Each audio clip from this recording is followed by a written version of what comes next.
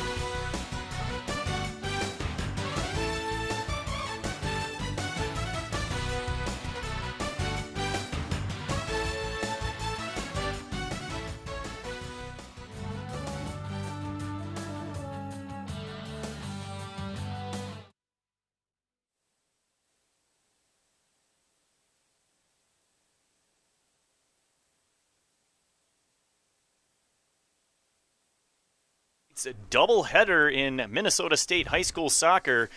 Game 1 featuring the boys of Shakopee. The Sabers are here visiting your Eagan Wildcats on Eagan TV. Hello, my name is Skip Newton along with Nathan Cron. The Shakopee Sabers are 2-1, just ahead of the Eagan Wildcats. That's 2-1 in the conference. They are 3-3-2 overall. However, Eagan coming off Saturday's impressive win against St. Thomas Academy, 5-1. Nathan, we saw 2 games last week where Eagan scored 3 and 5 goals respectively. Then in the one loss, they lost 1-0 to Rosemount. Some encouraging signs here for as far as goal scoring. Encouraging signs and encouraging trend for the Wildcats. They come into this game, as you said, on a bit of a hot streak in terms of scoring, without conceding too many. That 5-1 drubbing of St. Thomas Academy over the weekend was, St. Thomas Academy is in a lower class. That is, they're AA versus AAA, but they are one of the top 10 teams in AA. So they're solid. They're very, very solid, and the Wildcats really put them to the sword. This battle is a battle between 2 teams that are in the mid-table of the conference, the South Suburban Conference, and if the Wildcats want to defend their conference championship, then they're going to have to win this soccer game. Yeah, this is a big game for the Wildcats. Like I said, they're just behind Shakopee in the conference standing, so if they can get the 3 points tonight with the victory, then they will pull ahead of them into 4th place. You talked about, hot streak on Saturday as far as goal scoring. No one hotter than number 8 junior Jake Sondag, responsible for the first 4 goals scored in that contest, and coincidentally enough, all 4 were assisted by freshman midfielder Zayan Oliath in only his 2nd varsity game. So Zayan, who is starting tonight, we'll get that starting lineup to you as they take the field. But second game, immediate spark, and I can tell you right now, he actually scored a goal assisted from Sondag that was called back due to offside. But those two, a great connection. Let's see if they can continue that here tonight.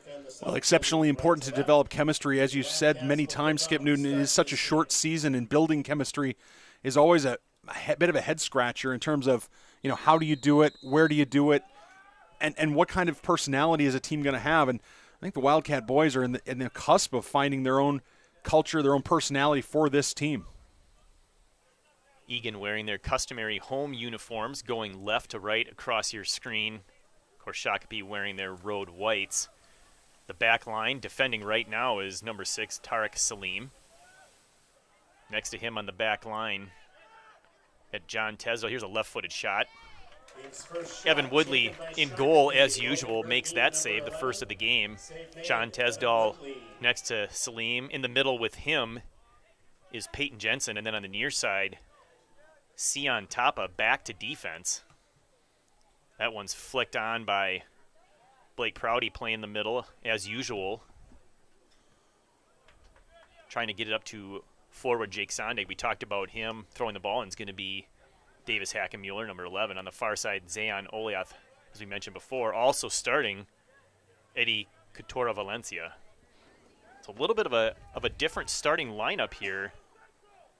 Asher Brunette also in the middle, replacing Mike Johnson. I believe we've got a couple players out due to illness tonight. Mike Johnson might be one of them, as well as number 3, Eric Knoll, which is a significant loss. Eric Knoll had that been a hockey game on Saturday, would have had several second assists. Knoll also, I believe, now second in the team in goals scored. So between Knoll and Sondag, I think you've got 9 goals scored. So Knoll's a big loss tonight. Someone's going to have to fill in for him.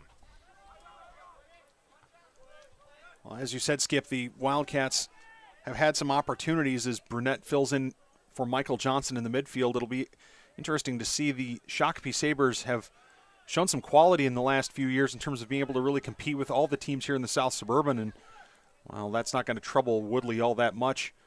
Imagine these Sabers, as they've shot early and often already in this game, they'll want to continue that trend. That through ball went way too strong for the Sabers. Woodley picks it up and trots to the other side of the box, where he drop kicks that one over one defender. Prouty now. Into Brunette, pressured from behind, stolen away, taken right back by Coutura.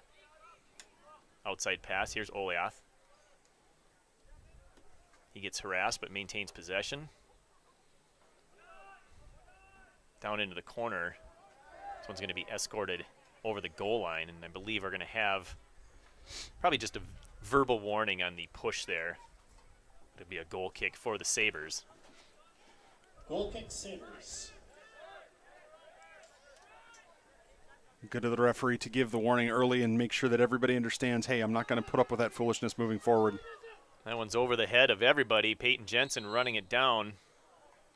Also running down the Saber forward, number 17. That's Yesser Mugia. Whistle and a foul on the Wildcats. So it'll be a free kick Up just top outside for the corner of Sabres. the 18 here.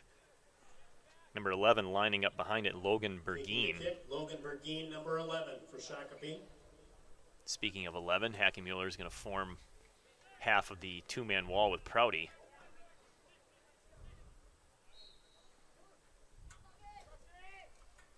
Pass goes across. It's a good one. It's over the head of the defense. Unfortunately, not played by anybody. Salim picks up the loose ball and clears it out to the Wildcat bench.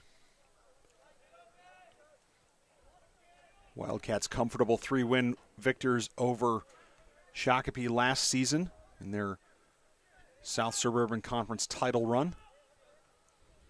Flicked up in the air. Top is there. Tesdale's going to play that one into touch.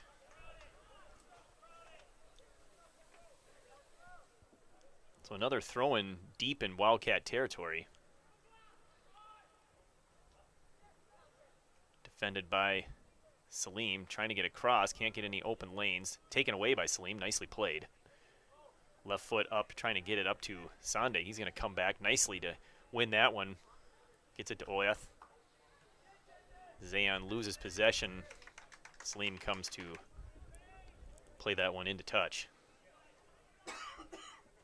Big adjustment for Oyeth on the far side. Skip Newton, he's a freshman, and yes, he's had a little bit of varsity action before, but being in the starting lineup and doing everything that's necessary to be physical against players that may be 2 or 3 years older than he is, that's quite the tall order. I believe we have a handball here. Fortunately, outside the box. Wildcats have been on the wrong end of a couple of penalty kicks already this season. The big one being against Rosemount ended up being the difference in a 1-0 defeat.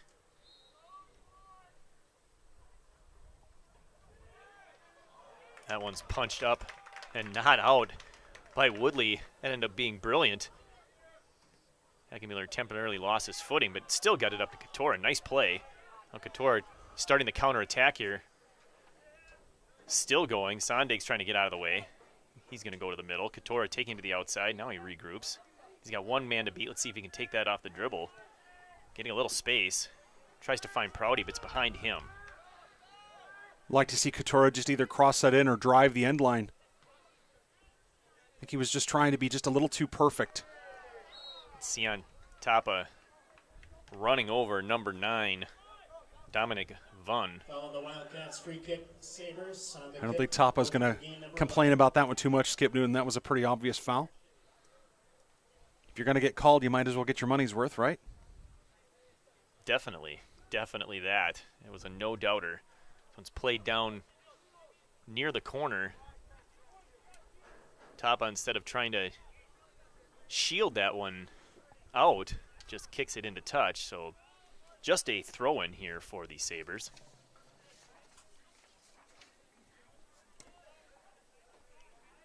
Bright sunny day here in Eagan. 80 degrees. One's headed by the Sabres harmlessly over the goal line, not even close to Woodley, so we'll have another goal kick. Bit of a slow start here for the Wildcats. Perhaps missing Knoll and Johnson. They do such a good job of controlling the ball in the middle. Someone's going to have to step up here.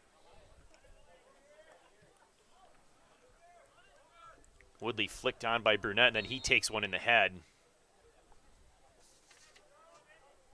Center referee stopping the clock. Injury on Hopefully the field. he's Foul okay. call That on Shakopee. definitely was head-to-head contact there as Brunette flicked the ball deeper in and then the defender for the Sabers, I think it was 11, Bergeen, was just trying to head the ball and, of course, missed because it was flicked and then ended up contacting Brunette's head. I believe he's going to have to come out of the game, both because it's a head injury and they stopped the clock. I have to say I'm not overly encouraged the way Asher Brunette's walking off the field. Looks like he's pretty tentative. That's the right call. I think I'm glad the referee stopped the game and got Brunette off the field, because I'm not sure he's not still feeling the effects of that collision. Number 10, Miklo Jones, replaces him. This will be a free kick for Jensen. The kick will be Peyton Jensen, number 18. Plays it up to the left. Missed by the Sabers. Over the back. Oliath. Sondeg's going to run this one down. Plays it all the way back to Salim. And he's going to probably go back farther, yes. Tesdal loses it but gets it back. Salim, same thing. Salim and Tesdal playing with dynamite over there. Fortunately, it comes off for him. Oliath got some speed on the far side, but the Sabers had the angle and were closer. And he kicks it off of Oliath. Nothing really Zayon could do with that.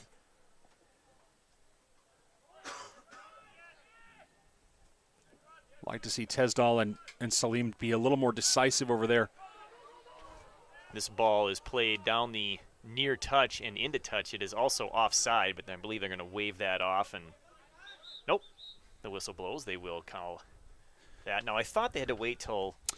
Well, it's the rule. The rule is, yes, and for our viewers, it's a constant challenge to understand the offside rule. It seems that IFAB has done a great job of giving us some confusion, but in recent years, you have to wait till the player either touches the ball or is involved in active play, whatever that is. And that time, the Shakopee attacker, Mugia, was pressuring the defender, and so the assistant referee raises his flag to give the center referee information, and I'd rather have the free kick from there than a throw from another 20 yards back.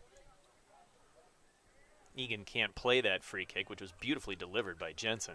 Just a big, strong leg. Katora battling also with Salim on the far side. Prouty taps that one back to the Sabers.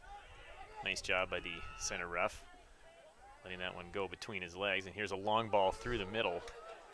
Tesdal, can he get there? Nice job running through it. Excellent defense there by John Tesdal.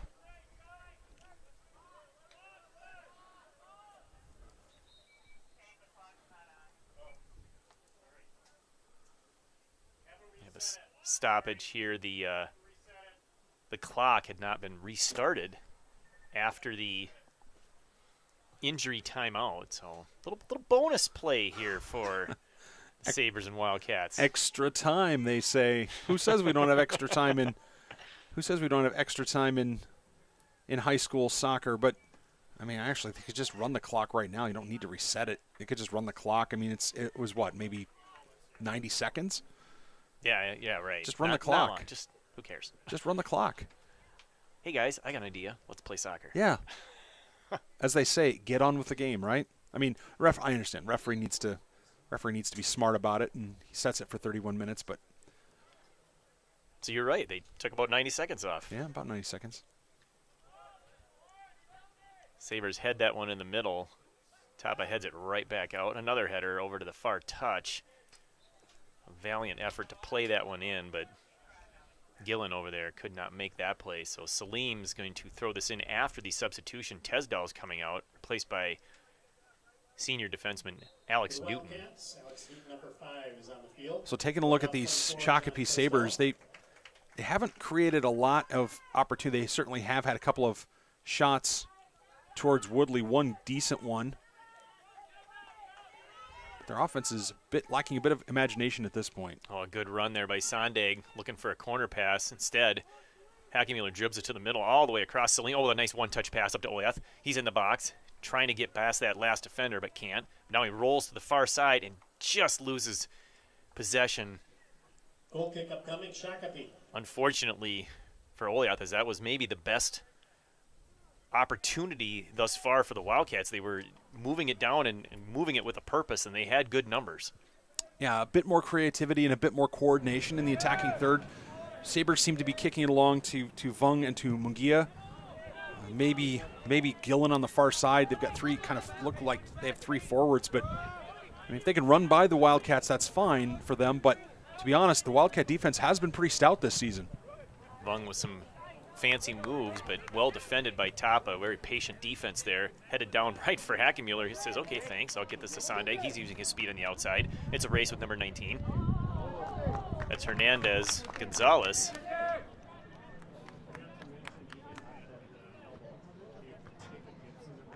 Hackenmuller's going to come over to play this one. Perhaps Tapa's going to replace him. We'll see how this goes. Yeah, Tapa should replace him. Hackenmuller should be in the penalty box.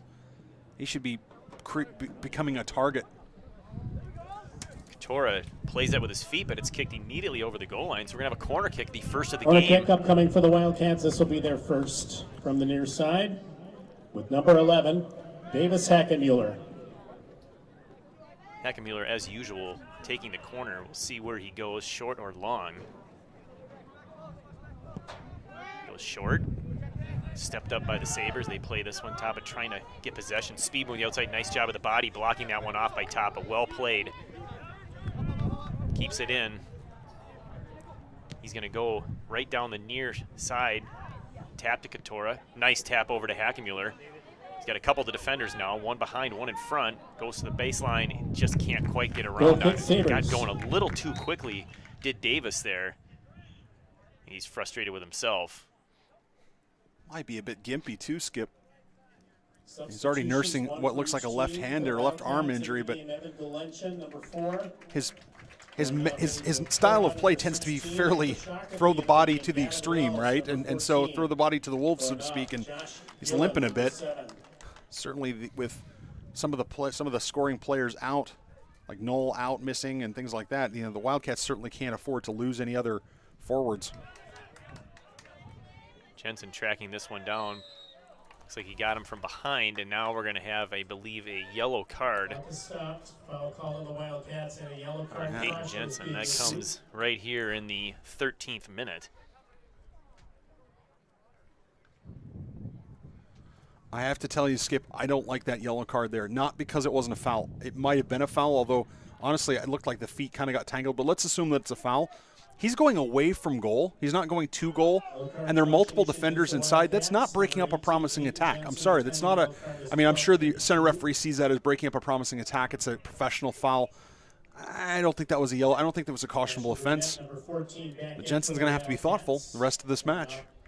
The good news is Asher Burnett, number 14, re-enters the game, so he's okay. So we like to see that. Also in the game, just recently – Evan Galunchin, a senior midfielder, came in for Katora. It is senior night here for the boys. So I'm sure as many of the seniors that can play will. Played on the ground, nice done. Oh, and they let it go through, which would have been brilliant had there been a Saber behind to tap that one in. There was not, fortunately for the Wildcats. Prouty. His pass is deflected into touch on the near side, so now we'll have a Tapa throw. That was a brilliant. I thought Bergeen did a great job with that in terms of creating something, doing something creative, and creating a real danger for the Sabers. Oh, here's a through ball to Oliath. Oh, a brilliant pass. He's got one man to beat. He's going to fire that shot off. A diving save, the first of the game. Both shot and save. Nicely done. Buddy in net. I liked how Oliath did not try to just outright beat his guy and get clean. All he did was make a move in order to give himself a shooting lane. It was solid defense. I mean, to make Oliath have to make that decision, but solid save by Buddy. I think there was more on that. I think, Skip, from our perspective than maybe it appeared. Prouty gets tripped up, so we'll have a free kick here for the Wildcats. Looks like it's going to be Brunette into the game for Jensen after the yellow card, so he's sitting next to Alex Newton in the middle of the back line. Starters Salim and Tapa still on the outside. Oh, a nice delivery by Brunette. Unfortunately, there is no Wildcat there. Goes off a couple of heads, but we're going to get a push in the back by Prouty. He doesn't like the call. I kind of do.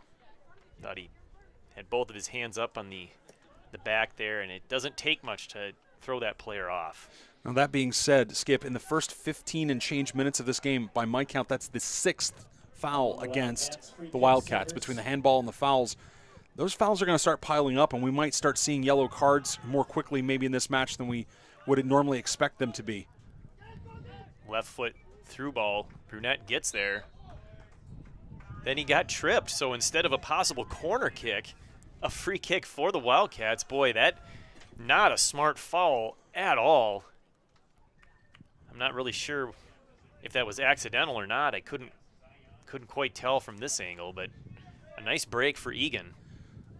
Shakopee players not objecting too much there, not giving us what we normally would expect from high school players that say, I don't know about agree with that call, but in any event, as you say, kind of a bad foul to take.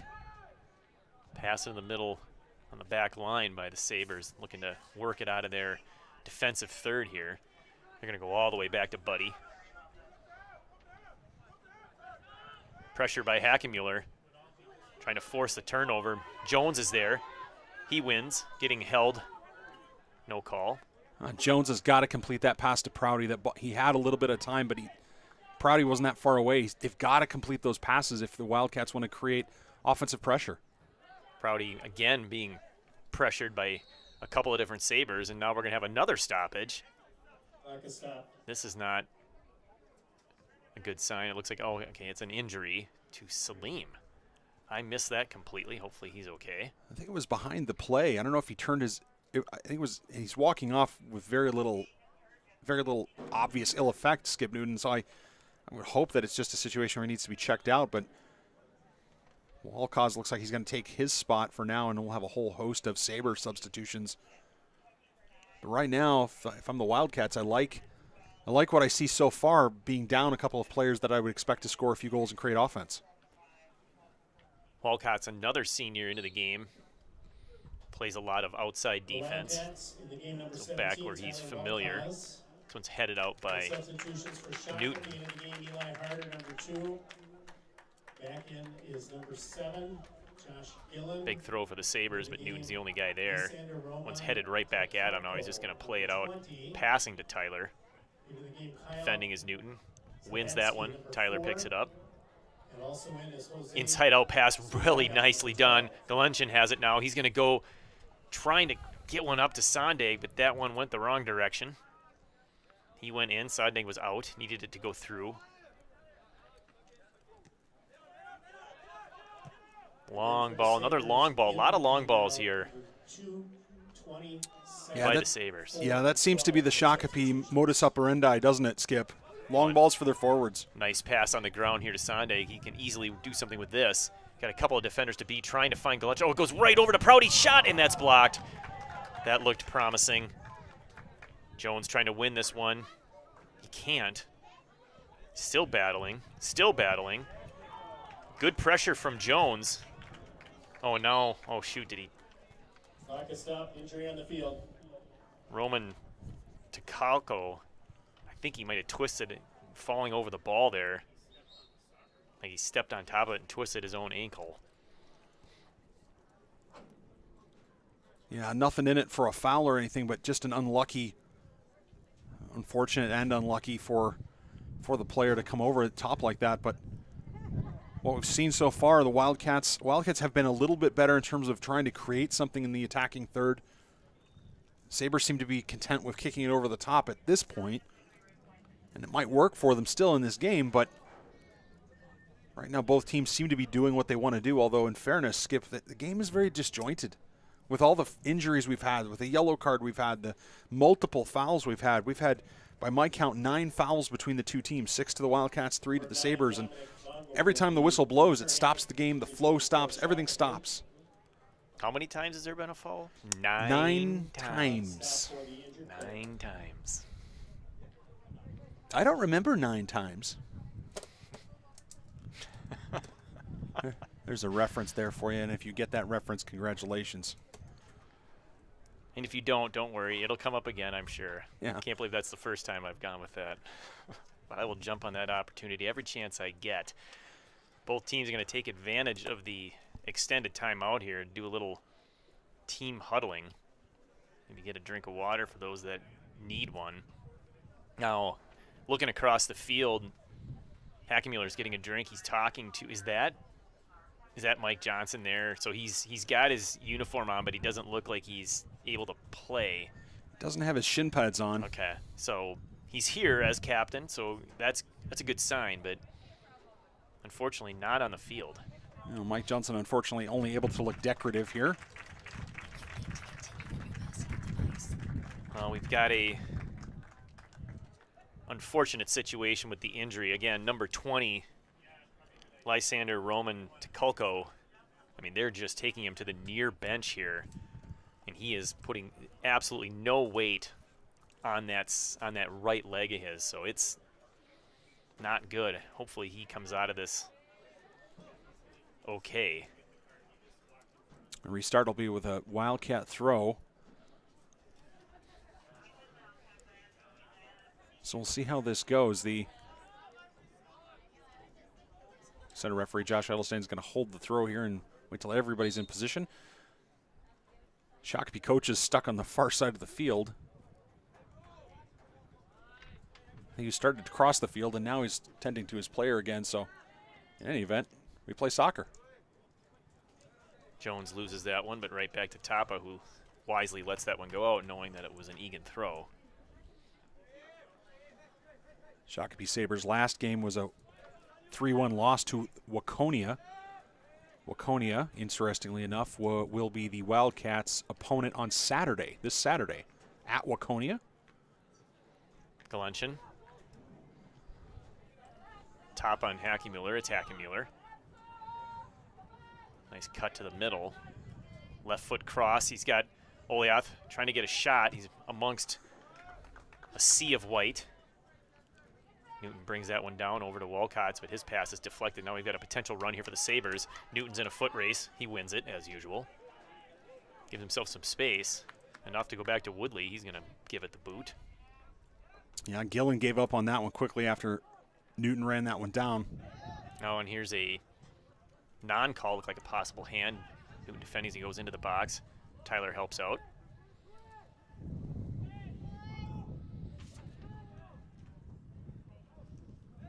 Wildcats clears, but right to the Sabers. Galunchin pressuring. Sondag has it now. He's got two around him. He goes outside to Oliath. Far side. Oh, through ball to Sondag. Is he on? He is not. Oh, they tried to connect again. Again, 4 times on Saturday did those two connect. Oliath to Sondag for a goal. Just what, a couple of steps off? Yeah, it looked like Oliath held that ball just for an instant too long. Just for an instant too long, and Sondag had made his run.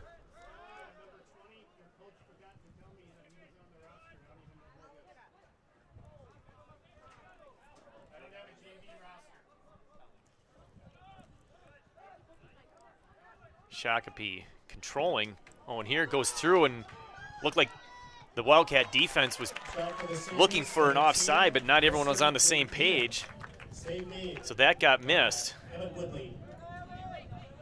Newton had stepped way up to put the player offside, but his teammates did not, thus leaving him vulnerable behind. Fortunately, Woodley makes a save.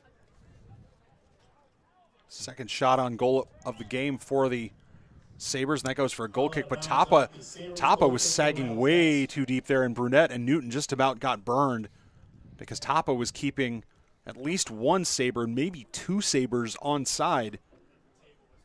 That's why you have a good goalie like Woodley, though, is to bail you out when things like that happen.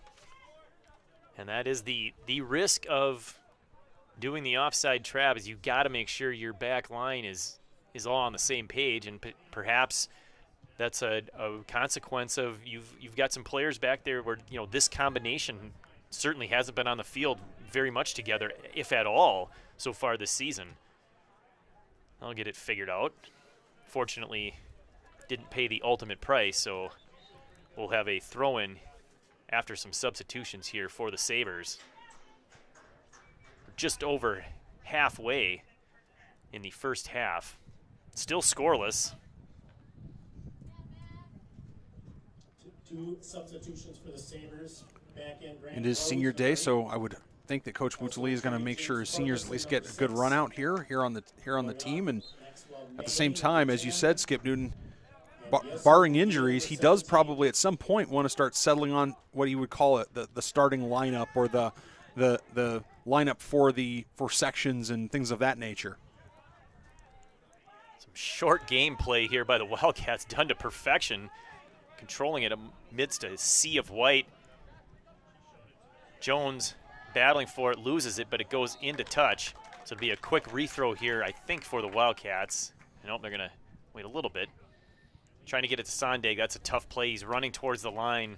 Got a guy on his back. And it looked like he almost caught his foot a little bit trying to stop. But the result is a goal kick.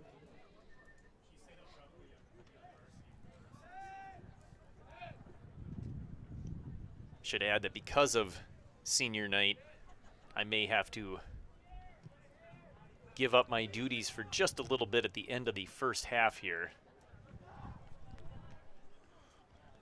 Here's Oliath.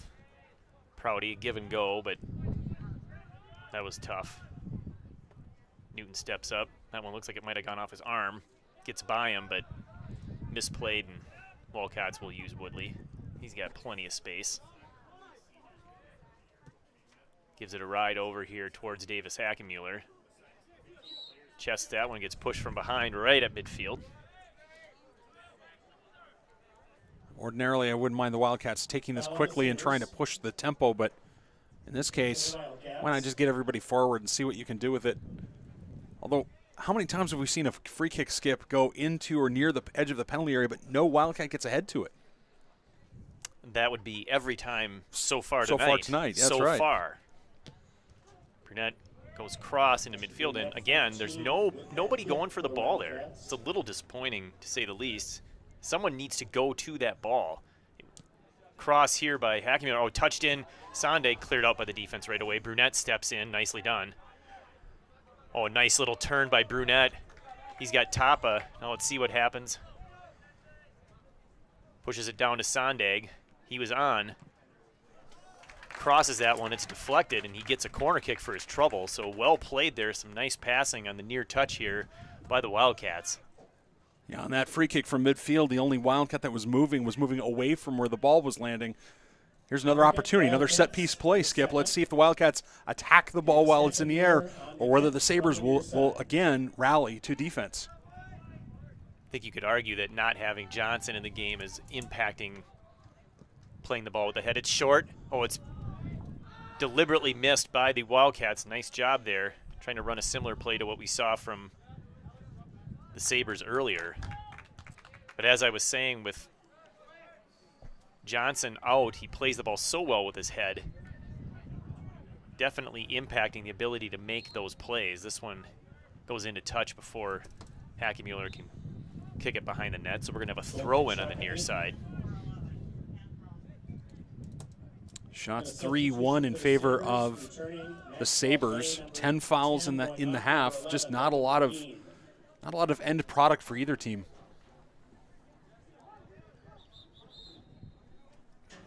Not sure why we're stopping and restarting. You can see number 20 there, the injured Roman Tukulko, hopping along behind the net. Not sure why we don't have a cart for the... Boy, now he's putting a little weight on it. But well, there was a cart earlier. Trainer has a cart over there with all his or her supplies on it. But in any event. Tapa heads that one, but can't get it turned back into play. So the Sabres pick up some real estate. They'll do another substitution. Gavin Wells, number 14, back in going off number 12, Jose Suniaga.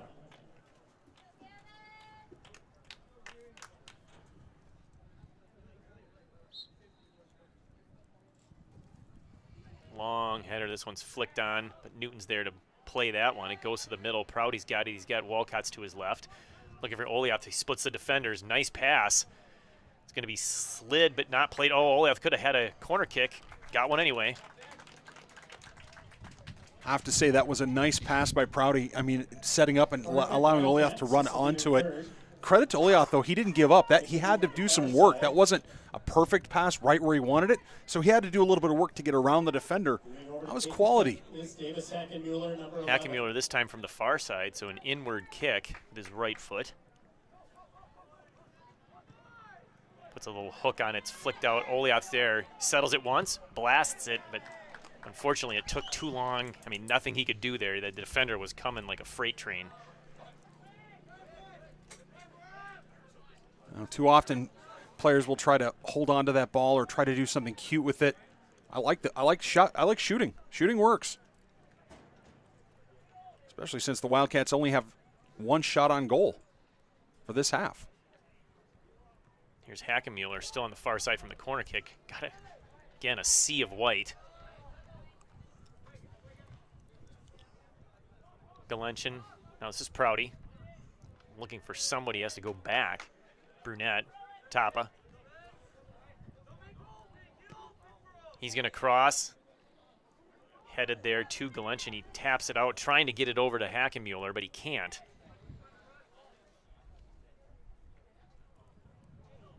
Here come the Sabers. Good speed move to the middle and passes a little bit behind number 14. It's Wells. He's going to go deep. Newton steps in front, puts it high into the air. Oliath settles that one. Tapped forward by Jones, but straight to the other number 10, May. May goes up, but not far enough. Wildcats. Prouty shoulder to shoulder. Good physical battle there. Nice move. Went into touch, and we're going to have a push after the whistle that I believe is going to result in another card. Or just a warning. It's like a strong talking to. I thought it was a foul. Referee, did not see the assistant referee raise his flag, but I thought it was a foul on the end line or the touch line. But instead, it's going to be a throw. This one's sent too far by the defense, so the Sabers will roll it on out and start anew. Wells again.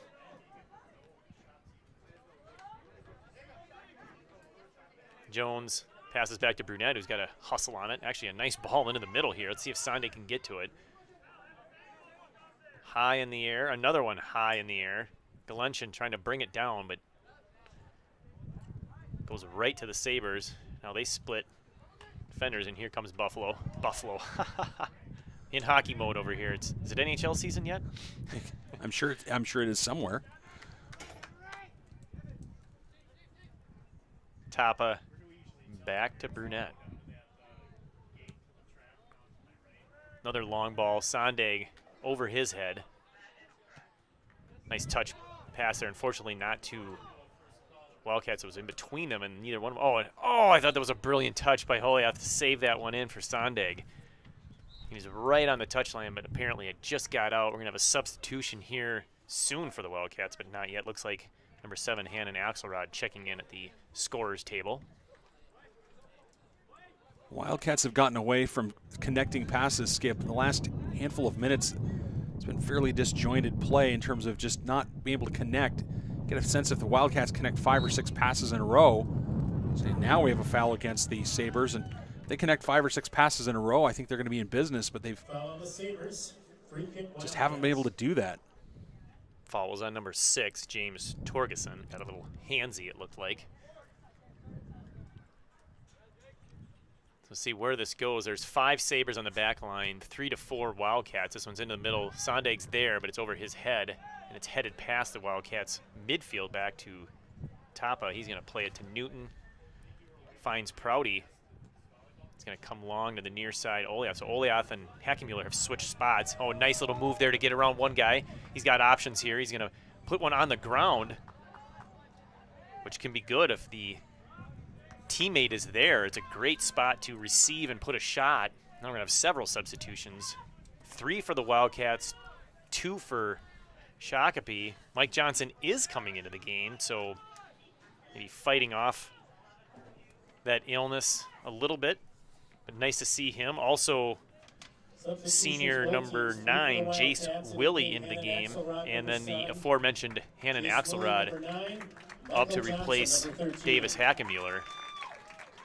Good to see Johnson able to get in there and give the Wildcats an opportunity, although interestingly enough, why the Wildcats fire free kicks from midfield to Sondag is a bit of a head scratcher. I'll explain later. Galunchen just fired that one into the middle. Nicely done. Settled here over Willie, trying to get it to Axelrod. Willie, nice touchback. He's going to go to Newton. He needs a teammate. Uses Wildcats. Misfires with Axelrod. Axelrod had camped on the touchline, and the pass went too far inward. But I just don't fully look. I know Sondag is playing your center forward position, and he clearly can play soccer. I get it. But he's not the biggest, strongest, tallest guy on the field, Skip Newton. And it's interesting to me that the Wildcats a couple of times have gone long to him when he's in the middle. He's matched up 1v2, and that's going to be a real challenge for Sondag. I'd send the ball to the outside, frankly, and let one of my wings try to win it and have Sondag crashing the middle. Alex Newton's going to bring that one back to Woodley, who's going to give it a ride to the near side. Gets over the defense. Unfortunately, Oliath didn't play that one before it bounced, and it bounced into touch. Header by Brunette keeps it in. A couple more headers. Brunette again.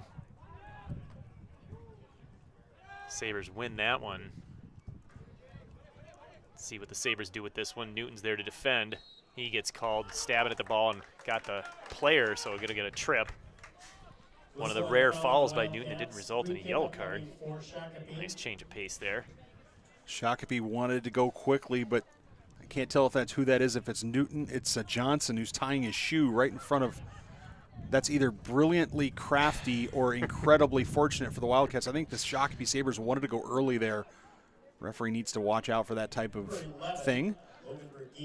I'm going to give Johnson some credit. I think that was brilliantly crafty. I think he made sure that he tied that right where he wanted to. Wildcats have unmarked players in the box, and they dodge a bullet. Skip Newton, I'm not sure what was going on there. Oh, nice. Sondag comes back out of nowhere. Pass to Tapa, who goes long.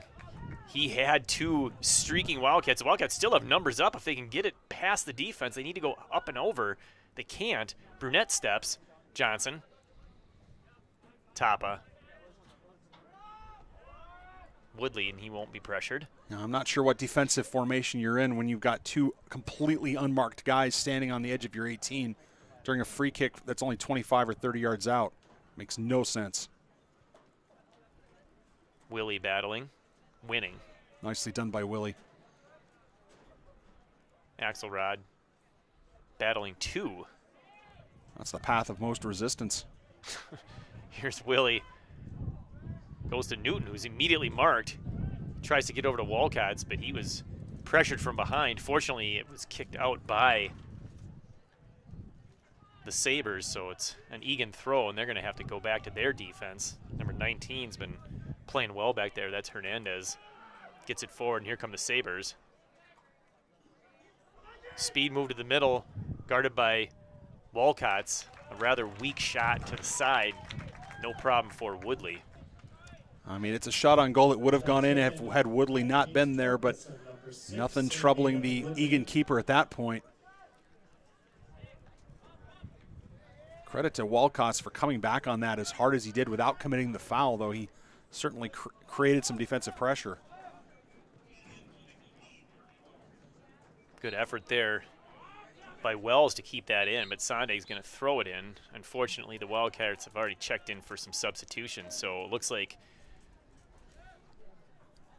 Tesdall's coming back in for Newton at center D. We've got Katora coming in for Galunchen, and Jacob Gibson, senior defender, number 19, coming in, replacing Sion Tapa. So Gibson will come in and immediately take the throw. Ladies and gentlemen, don't go anywhere at halftime. It is senior day here for the Wildcats at Wildcat Stadium, so we will have a halftime ceremony that will be broadcast here on ETV. So ordinarily, while you might check out and go and get yourself something cold to drink and before you settle in for second half action, you might want to stick around, and these seniors are honored with their families here at halftime. Final call for the parents participating in the senior night ceremony. Please make your way from the west bleachers down to the 8 to the running track, which is down to your right. Tesdall in a race. As soon as possible at halftime. Number 17 still battling. Tesdall slide tackle to win the ball is successful. Fortunately, what limited danger would have been as a result of doing that in the box was not there. He's just outside the box. Since it's flicked forward, it's going to be a goal kick. Wildcats. When the slide tackle's executed well, Skip Newton, it's a thing of beauty. When it's not done well, it tends to be a dangerous situation that can create an offensive opportunity for the other team, and that time Tesdall got it right. Down to 3:40 in this first half, still scoreless. Axelrod plays that one nicely to Willie. Johnson back to Willie. He's got a little space, finds Katora. He's going to come across, but just behind, so he hits a Saber who was racing back. Oh, a nice play by Brunette to slide that one away. One's played forward, but the Sabres weren't ready for that pass. Too creative for his own teammates, it appeared. Well, I've been a bit critical, I suppose, if you want to say it, that of the Sabres' offensive approach. It's been a little bit bland, if you want to call it that, or a little bit basic. And here it comes again. But those forwards have done a good job of finding pockets of space. Oh, here's a good move around Gibson on the outside pass of the middle. This shot goes up too far, too high for the Sabres. That was Josh Gillen, number 7. So a nice play set up by the Sabres there. One of their best scoring chances of the day. We're down to 2.5 minutes. But between Vung and Mugia, or Gillen on the far side, or whoever it is, they've done a good job of finding space. Sabres have this one again. Now what is the call? Shakopee offside. Offside, okay. Didn't see the flag on the far side as we're coming down to the final 2 minutes. I think both teams, Skip, will be happy to get into the halftime break here and say, okay, what's working for us? Where have we been dangerous, and where haven't we been dangerous? And frankly, neither team's exactly been overly offensively pressing. Holyoff can't win that one. The Sabres have it. Sondag intercepts that pass. Here's a chance for the Wildcats. It's Jace Willie. It's on the right, trying to get it back to Katora. This one goes into touch, and the rethrow will come from Johnson. I'm going to have to step away now for senior night. We'll leave you in the very capable hands of Nathan Cron. Here's a pass. A shot by Axelrod. It's headed down and just wide. Header for number 7, Hannah Axelrod. Leath's going to take this corner from the right side here. Wildcats, fourth corner of the game. Oleath finds in. It's Johnson, and he scores! Oleath finds Johnson's forehead, and Johnson buries it in the back of the net. It's a 39th minute present from Michael Johnson. We weren't sure if he was going to play here today. I said earlier he was looking decorative on the sideline. A little more than decoration as Johnson gets a 39th minute goal for the Wildcats. And they take a 1-0 lead heading into halftime.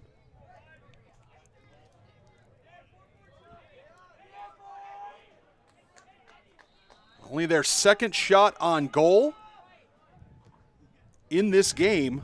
1 minute remaining in the first half. 1 minute. Second shot on goal in the game, their fourth corner. And Johnson, as you heard Skip Newton earlier in the half, lament the fact that Johnson wasn't on the field for some of those set-piece plays. Johnson showing right there his quality in the air. Skip Newton, you were prescient. Assist to Oliath. So the freshman gets a point here today. As the Wildcats now in the last 20 seconds of the half will attempt to just hold on to this ball, and credit to the Sabers. They're chasing hard, but if the Wildcats do this correctly, they should be able to hold on to this ball into the last 10 seconds.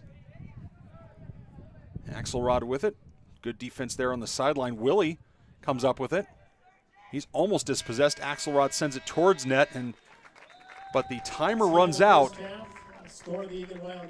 Michael Johnson in the 39th minute scores for the Wildcats, giving them a 1-0 lead over the Shakopee Sabers. Shakopee certainly has had a few opportunities here in the first half, but the Wildcats were able to cash in on one of the big ones, and we will step aside here for halftime. However, as I said earlier, there is a halftime ceremony here with the seniors and their parents and families, so we'd encourage you to join us for that. And as soon as that ceremony is over and halftime is over and concluded, we will be back with the rest of coverage here on ETV.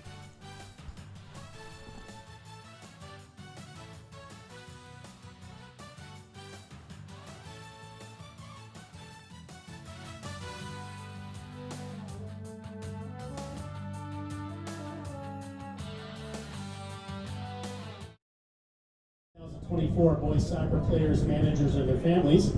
Tonight we honor 18 very special seniors, 15 players, and 3 student managers for their dedication, leadership, and contributions to Eagan High School and the Wildcats boys soccer program. We take this opportunity to recognize their hard work and wish them a happy and memorable senior year. We would also like to thank our Wildcat parents and families. You played an important role in our high school community. The support of your son or daughter's efforts in the classroom and on the field has made everyone's experience richer. Your gifts of time, talent, and enthusiasm make our high school and community a better place. And now let's meet our seniors. We'll introduce the players in uniform number order. We start with number 1, Evan Woodley, team captain. His parents, Janelle and Jake Woodley. His favorite high school soccer memory is starting his first varsity game against Eastview and winning. Plans after high school are to attend college and study business. Number 1, Evan Woodley. Number 2, Soham Kundu. Parents, Kartik and Kameli Kundu. His favorite high school soccer memory, learning how to slide tackle freshman year. Plans after high school are to attend a 4-year university and major in computer engineering. Number 2, Soham Kundu. Number 3, Owen Nelson. Parents, Jared and Heather Nelson. Favorite high school memory, going almost undefeated last season. Plans after high school, he says UNW. Number 3, Owen Nelson. Number 4, Evan Galenchin. Parents, Paul and Carla Galenchin. Favorite high school soccer memory, winning the conference. Plans after high school are to attend a university and major in business. Number 4, Evan Galenchin. Number 4, Jacob Gibson. Parents, Amy and Zach Gibson. Favorite high school soccer memory, riding the bus back home after a hard-fought win.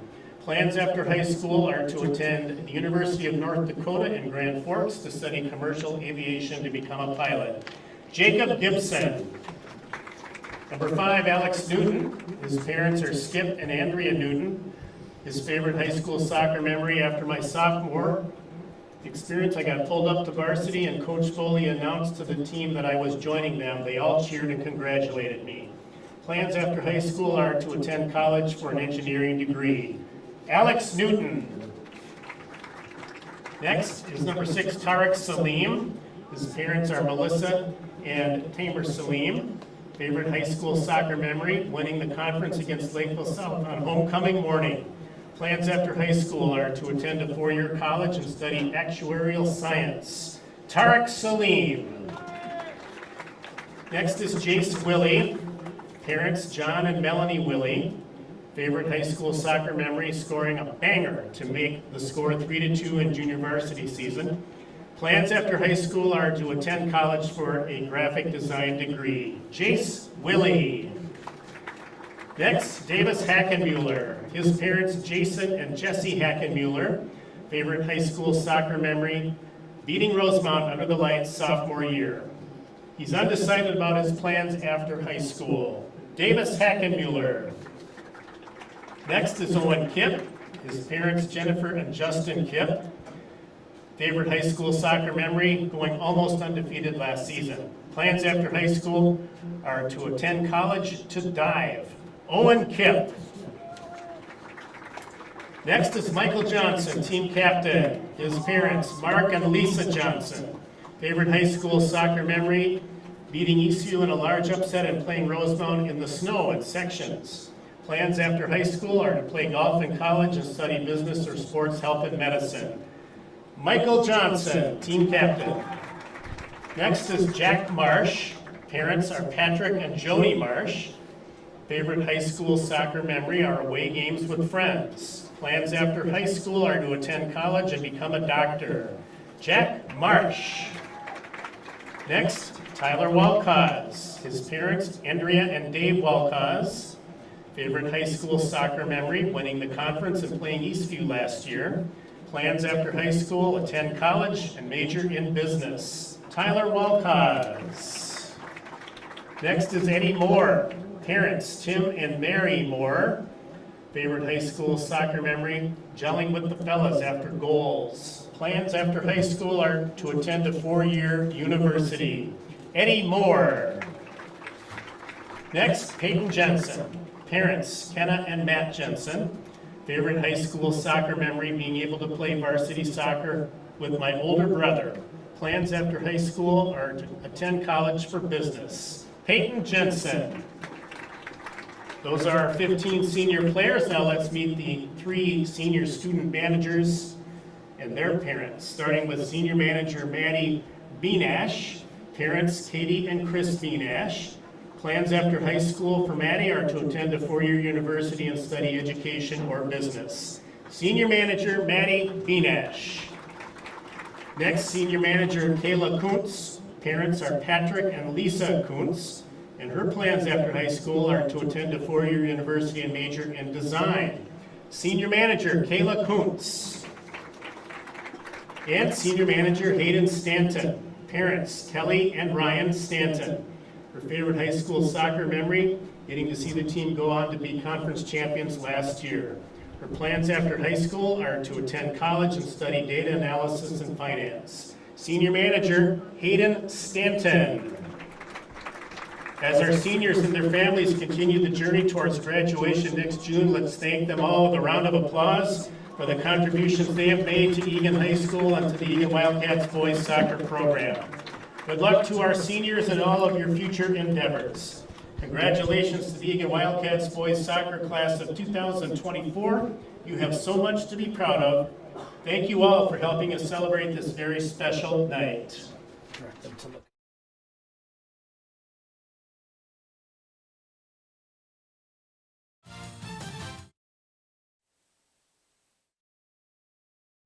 Wow. I just finished previewing some of the films in this year's Eagan Art Block Short Film Festival. And let me tell you this might be our best year yet. I'm out of popcorn, so come with me. Tickets are on sale now on eagan-tv.com for the 2023 Eagan Art Block Short Film Festival, which takes place on Saturday, September 23rd, right here at the Imagine Theater in Eagan.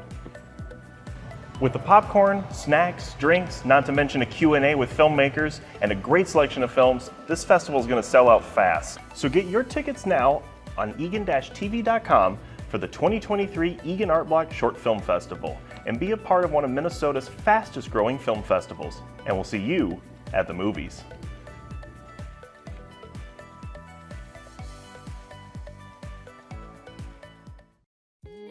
Do you know about Positively Eagan? It's a video series by ETV that highlights the good happening in our Eagan community. Stories of people reaching out, giving back, or shining a light on the people who make Eagan great. If you or someone you know has a story to share, we want to hear about it and feature it in Positively Eagan.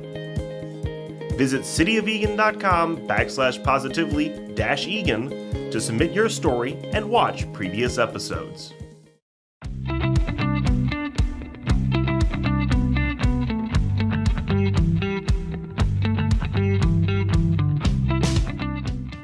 Today we're doing the annual Cats vs. Cops, where we play a 7-on-7 game against the cops here in Eagan. This was actually an idea a couple years ago of our police chief, Roger New. He said we should play a touch football game, and him and our former president, Jack Esser, made this happen. Myself and another community member, Jack Esser, were thinking of ways to try to bring the community together, and he said, would you be interested in playing flag football against a high school team before the season kicked off? And I said, yeah, why not? And 3 years later, here we are. Just an opportunity for us to give back to the community, get a chance to connect with our local police officers and the way they've been able to do stuff for the community for us. It's just for us to have some fun out there and play what we do on Friday nights with them.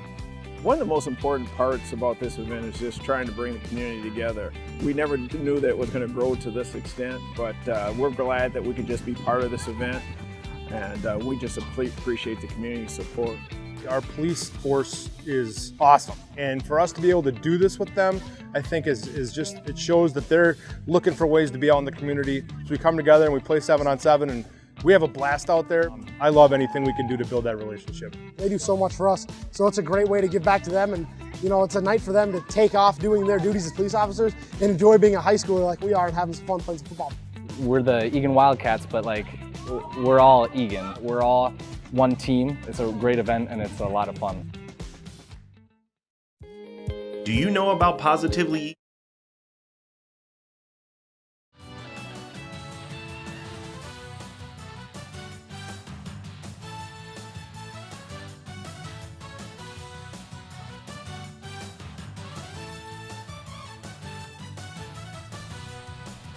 Welcome back to Wildcat Stadium here for the second half of tonight's boys varsity soccer match between the visiting Sabers of Shakopee and your Eagan Wildcats. The Wildcats taking a 1-0 lead there in the 39th minute. A goal off a corner kick.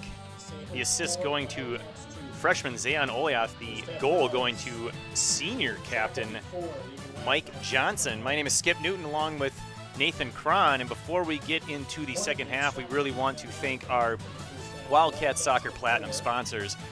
Eagan Soccer could not be successful without all of you. We begin with ARC Soccer Training Center, Melanie and John Willie with Edina Realty, the Eagan Football Booster Club, Eagan Hockey Association, I Got Skills, Jordan Drilling Solutions, State Farm Agency Nick DeVries, Triple Diamond Sports Breaks, The Urgency Room, and Wave Soccer Club. Thank you once again to our Platinum sponsors for helping us be as successful a program as we can be.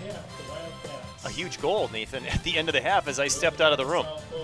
Well, a tremendous opportunity for the Wildcats, and unlike previous opportunities or previous situations, they cashed in. Michael Johnson, as I said earlier, I said he was looking decorative on the sideline. There's a lot more than decorative there. We weren't sure if he was going to play, weren't sure how much his involvement would be felt throughout this game, but he's left a huge mark on this game by scoring for the Wildcats. And unlike other situations where the Wildcats had shrunk away from the ball on a set-piece play, Skip Newton, Michael Johnson attacked that ball, put it in the net. Yeah, it was only a matter of time before Johnson got a goal with his head. He's so good in the air. He's going to come back out to start the second half after missing a lot of the first half. Eagan wearing blue going right to left here in half number 2. Woodley returns to play goalkeeper. Sondag pressuring up front. He's got the assist, Oliath to his left. Eddie Katora right there pressuring as well, also in the midfield. Mentioned Johnson as well. Now Hackemuller stepping up, one of the other midfielders / forward. This is Tapa along with Prouty as well. Now this is back to Asher Brunette. He's teaming up with John Tedsdahl in the middle, and then on the near side defense is Tarek Salim. So that is your 11 players for the Wildcats. Mostly the starters with the exception of Johnson returning to the pitch after a great goal. Hackemuller trying a speed move on the far side. As quality as Brunette and Tedsdahl have been, Skip Newton, this year, having that center back combination is an interesting call from Coach Butuli, with Jensen, Newton, a couple of guys with even more varsity experience. I'm surprised that he would have two guys with relatively low amounts of varsity experience in at center back at the same time. He obviously feels that they can handle that, but I think it's an interesting call. Brunette able to play that one in the air with his head. Spins and turns, keeps it in play. Shakopee wins this one as they settle. Oh, we had a foul there, but they're going to play advantage. This one is onside. Deep in the corner, defended by Brunette. Trying to prevent any sort of cross. He's successful. We still have an injured Saber back at the 34-yard line of the football field. Look what happened is the Wildcat jumped up in the air to try and block that and ended up landing right on the Saber. And now the center ref's going to go talk to the AR to see if there's something that needs to be added on to this injury. Yeah, from up here, no, again, we don't have the truck. We don't have replay capabilities on this particular game. If I'm honest with you, from our perspective, it looked pretty bad.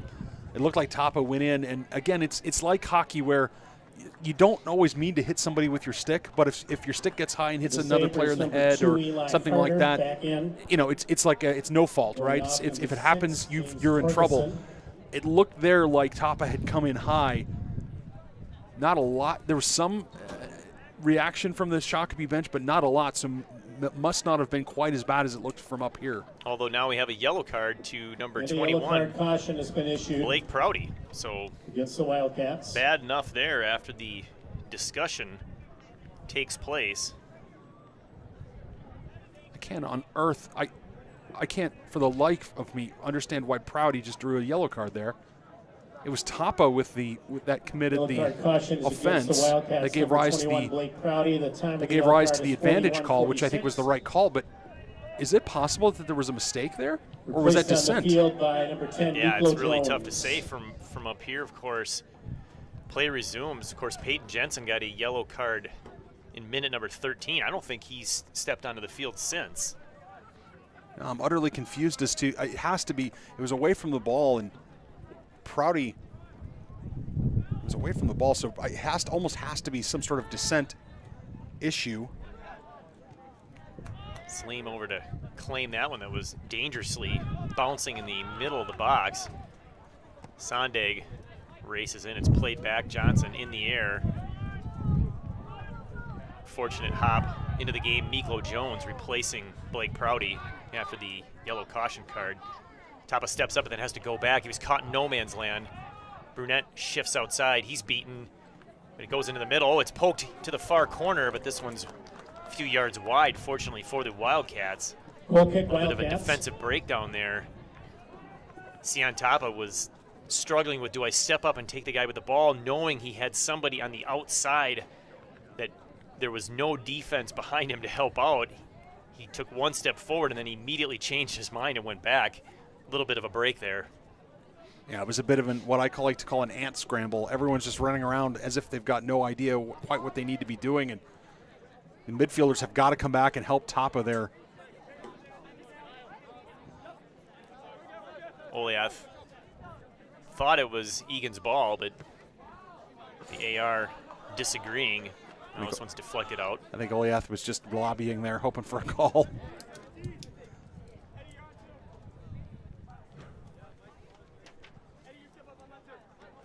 Zavodatsky going to throw this one in. Zavodsky. Number 4 there. This one's going to be played up at its high point by Woodley just in case. He did have what I'll call somewhat pressure, not a lot. Well, these forwards for Shakopee, and we're seeing the same forwards that they had in the first half. And if memory serves, Skip, oh, there's a ball over the top. Too strong by Jones. Say, if memory serves, I think the same 3 forwards played virtually all of the game, all of the half for the Shakopee Sabers. It's a lot of running when kick and chase is your plan. It's a lot of running for 3 forwards to do that over and over and over again. It's Gillen, Mungia, and Vung. Stopped over there by Brunette, but not into touch, so play resumes. This one's played down the far touch. Brunette there to defend again. Switches with Tapa, who slides on the inside to cover for him. Good team defense there. Good marking, slide away by Brunette. Now he'll shift back into the middle. Got a deep run. the corner and a quick throw. Unfortunately, the second ball had worked its way onto the pitch.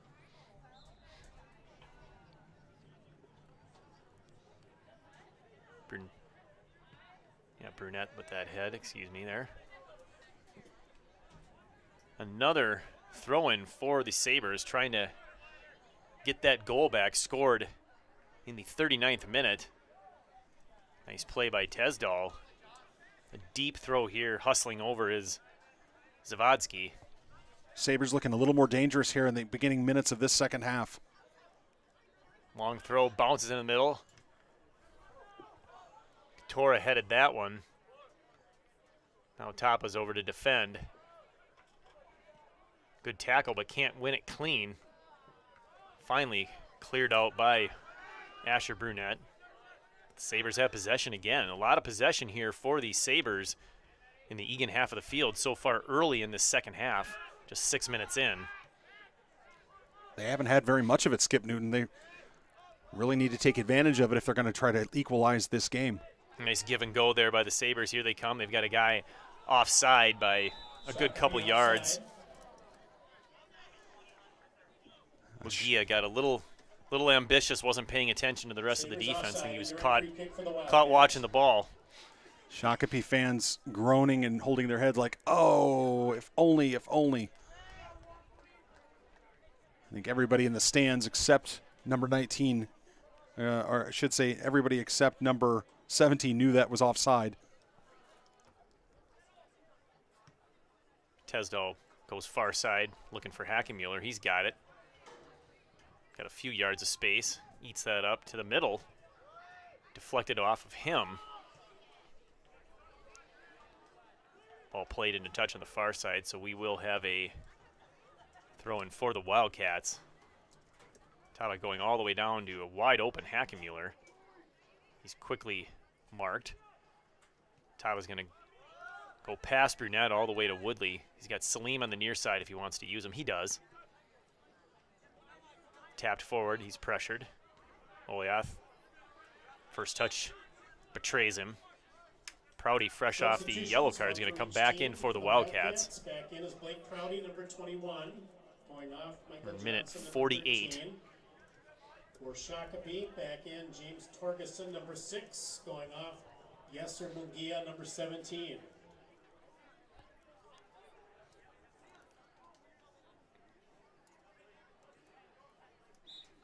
And we will have some substitutions as Contreras takes Mugia's spot. Prouty goes up nicely for that header. Katora has it. Tries to go past a couple of defenders, but just too many Sabres in his way. This one goes over the head of Burnett, who had stepped up. Played forward with the head. Oh, and through, almost crushing into Woodley. We got an offside call, so all that was for naught. And the clock is stopped. Offside Sabres. Torgerson was racing right through the center backs, Tesdal and Brunette. Center referee having a talk with Woodley, A, to make sure everyone's okay down there, but also B, reminding Woodley, hey, you gotta be careful down here. You don't want to do anything now. It was offside. Okay, so of course nothing. Even if Woodley had fouled the Shakopee player, it would not have counted. But there's a situation where I wish the center referee had blown that whistle early, because a pretty clear handball there on Oliath.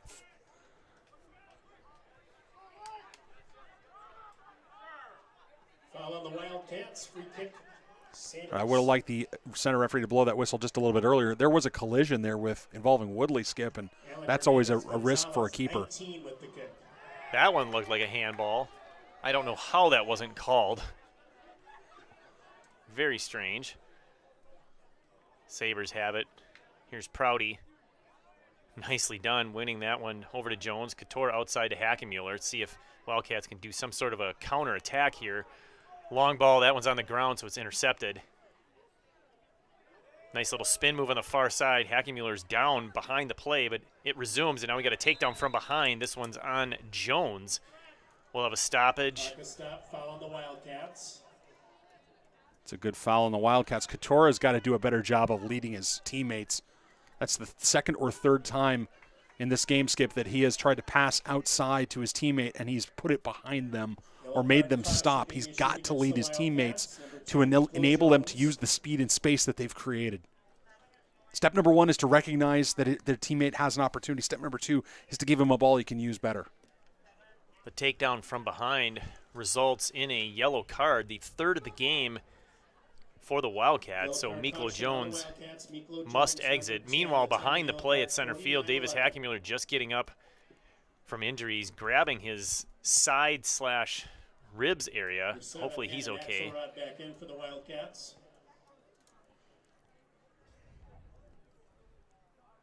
Hannon Axelrod comes into the game, and they slide Oliath to the midfield spot to replace Jones.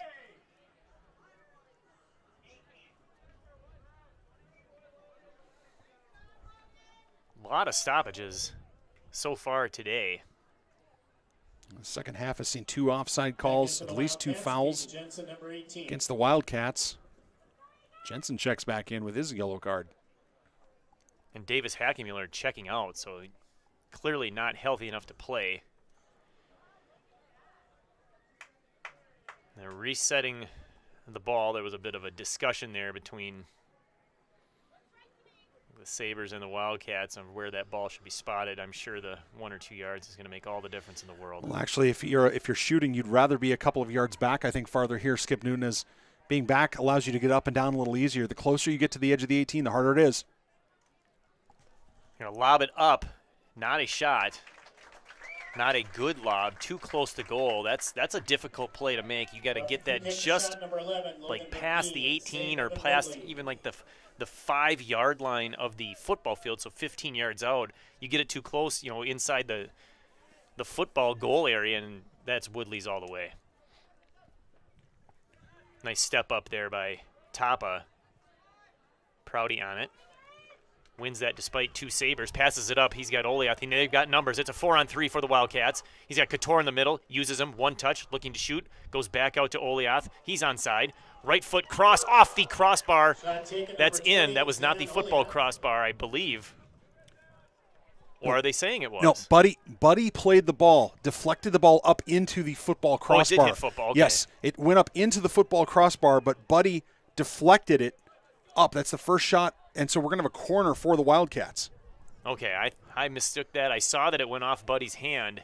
I thought it hit the soccer crossbar and was still a live ball, but we will have a corner kick for the Wildcats. Of course, the last time this happened, off of Oliath's right foot, it resulted in a goal off Johnson. Maybe I should step away.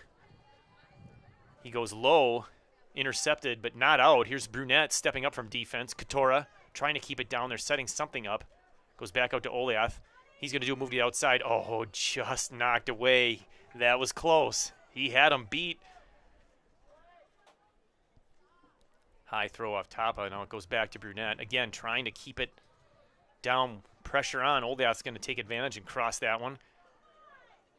Katora can't get a shot as that was intercepted by the Sabres defense. Here's Tapa again with a chest. He's going to go back to Jensen. He's got Tesdale all the way across. I'm sure he'll use him. Salim on the near side if he wants. He's going to go deep. Looking for Axelrod. Axelrod was not making a run, so that was a tough one for him. Results in a throw down by the corner for Shakopee. Nice flick there by a Saber. Tesdal tapping that one, trying to get it up to Salim. Quick rethrow here. Tesdal's going to kick that one to the middle. Katora just bounces over his head. Prouty defending. Oliath on the far side. Makes contact a couple of times, and I think yes, he did. He played it right off the Saber defender. Nicely done. Wins possession. Sabres still have to feel like they're in this game. It's a 1-0 score. It's not a dominant scoreline for the Wildcats. Wildcats really need to get some additional offense here. Nice pass through by Katora. Oliath, oh, he's going to shoot hard and high from a bad angle.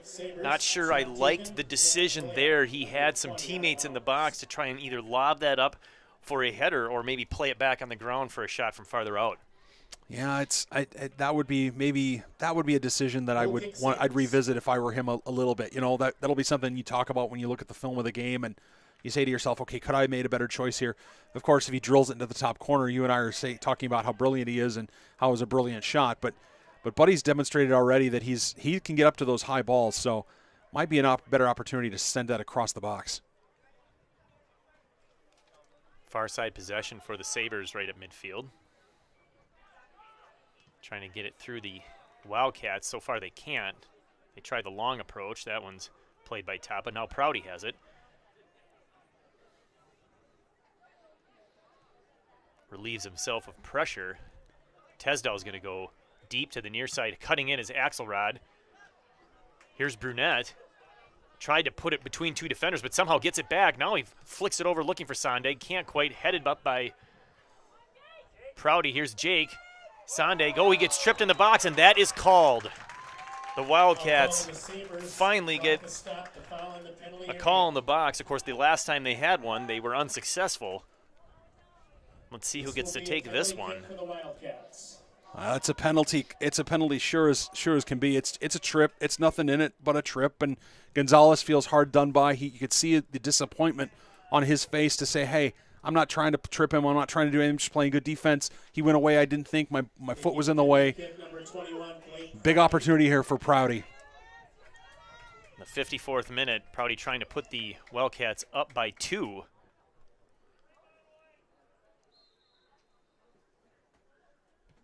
And he does. A nice shot, low and hard, far enough over to the far post to get by Buddy. A very calm goal there for Prouty. He didn't look like he was worried about that one at all. No, he didn't. He stepped up as cool as you like, buried it in the back of the net. Buddy did the best he could, but when you put it in the corner, low into the corner, high into the corner, keepers just don't really, unless they really guess well, unless they're cheating off their line, it's almost impossible for them to stop. And that's a big goal for these Wildcats, being ahead 2-0. Now the pressure really on these forwards for Shakopee to try to create some offense. And only 4 shots on goal, including that penalty for the Wildcats, and they've scored on 2 of them, Skip. I like the efficiency. I'd like to see the shots on goal number increase in the future. Blake Prouty on a penalty kick. The time 53:30. Now, what do the Sabers have up their sleeves? Prouty heads that one to Katora, spins and kicks that one deep. Hackemüller's back in the game. He's going to win this race. It's 3-on-3 right now if they hurry. Brings it to the middle. Oh, he's got a trailer. It's Prouty. Can it get through? No. There's another big collision in the box. Axelrod goes down, no call. I'm not surprised that one wasn't called. No, it was a shoulder-to-shoulder challenge, and Axelrod lost the battle of physics there. There's a collision, and a couple players go down. We'll have a quick re-kick. I'm not sure what. Free kick, Sabers. He kicked the ball. Why are they restarting? I'm not sure. I'm not sure why. I think the referee is saying that Prouty was too close and had encroached the re-kick, and Prouty, if I'm not mistaken, is on a yellow card.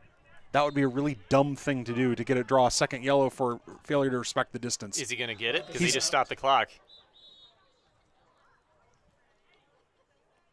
I think the referee has explained to him, "You're on a yellow card, young man. You need to use your brain." And the referee is explaining it to him. Oh, it's a second yellow. And he's out. He is off the pitch.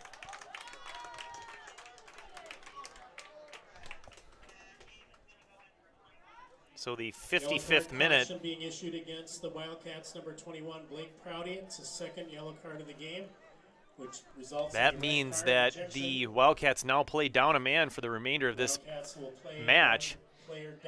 You see assistant coach David Bland over there for the Wildcats, nodding and understanding the punishment. Prouty, I think Prouty's going to say, I never came towards the ball. I don't have to retreat. You do have to retreat. You have to allow 10 yards. Now, you don't have to go very fast, but standing there to stop the replay, that when you're on a yellow card, Prouty has got to know that that's not the play to make. And of course, Prouty will be out the next game. Oh, that's right. It's a suspension. It's a red card send-off. So he will be missing a rare Friday night game. for the Wildcats. Left foot re-kick into the middle. Top of clearing. Axelrod. And if you're the Sabres, that's just what the doctor ordered. I mean, it's a real opportunity to make some hay with only 10 men on the pitch. Got 25 minutes to play. Got another stoppage.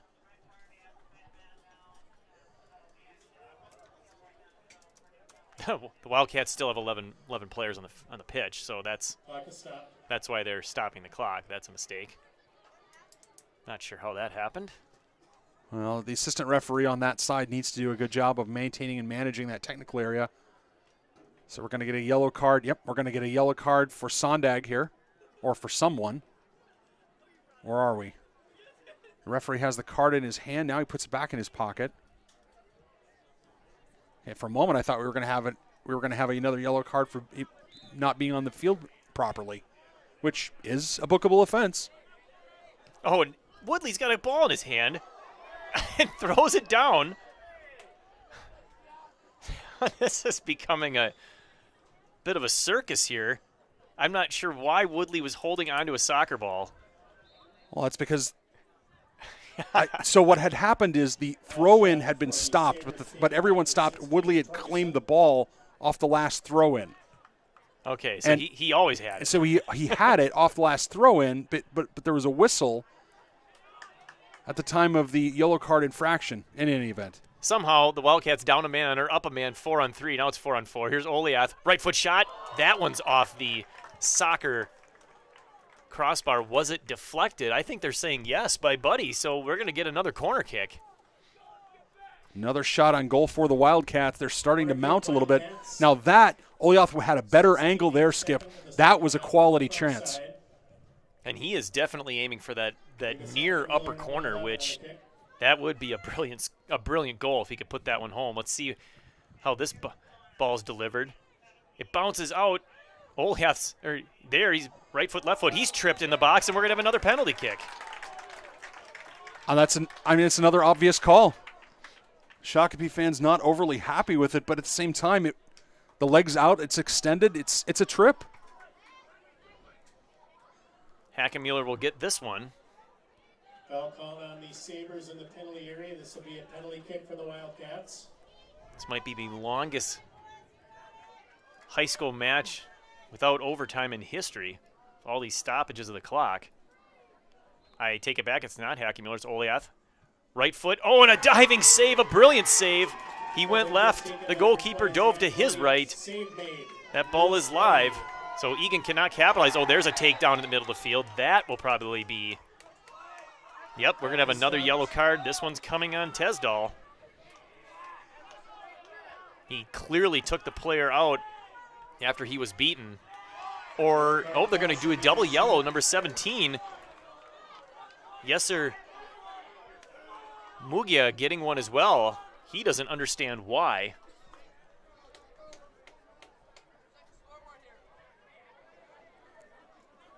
Center referee, I have to say, from my perspective, I think he's made a number of correct calls today, but there's just been a little too much in the last handful of minutes that made me wonder if we're on the risk of kind of losing control of the game. Again, his assistant referees need to help him out by making, for instance, if Woodley's got the ball, they've got to yell at him. They've got to tell him what's going on.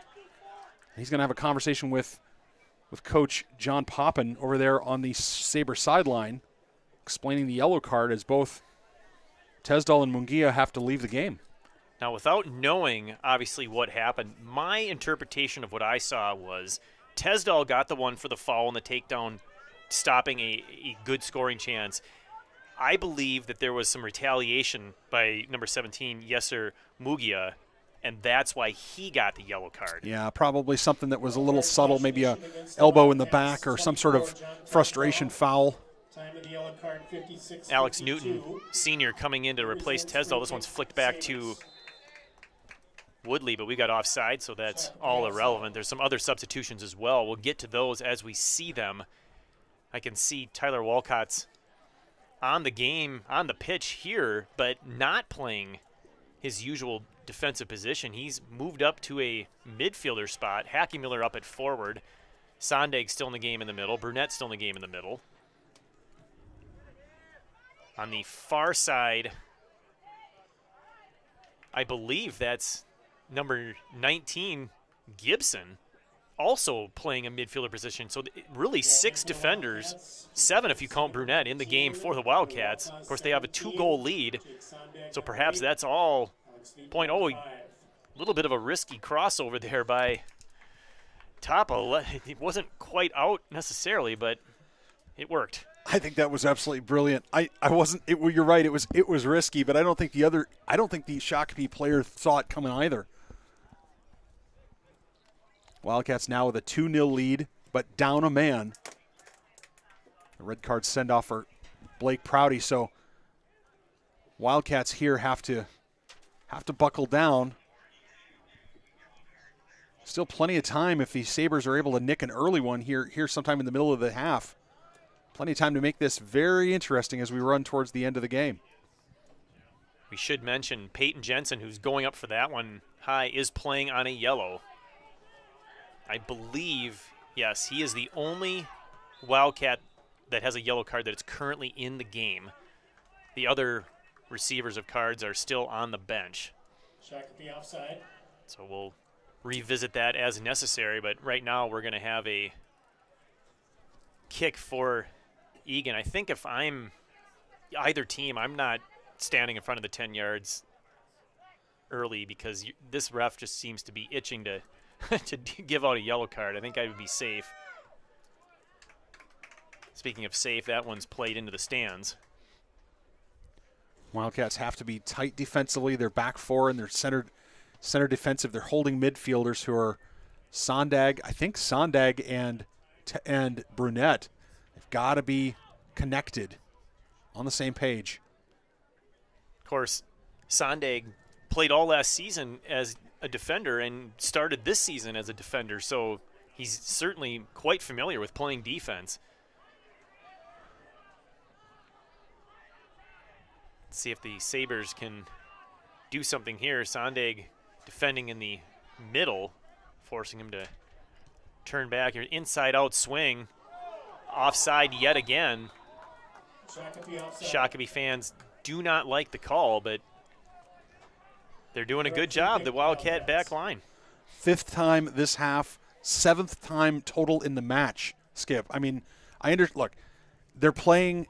The Wildcats' discipline on the back line has generally been pretty good, with a couple of notable exceptions. But if they are disciplined, the Shakopee forwards, in terms of that kick and chase style, it's not going to be overly successful. They're going to have to find some other creative way to try to generate offense. Sondag has it.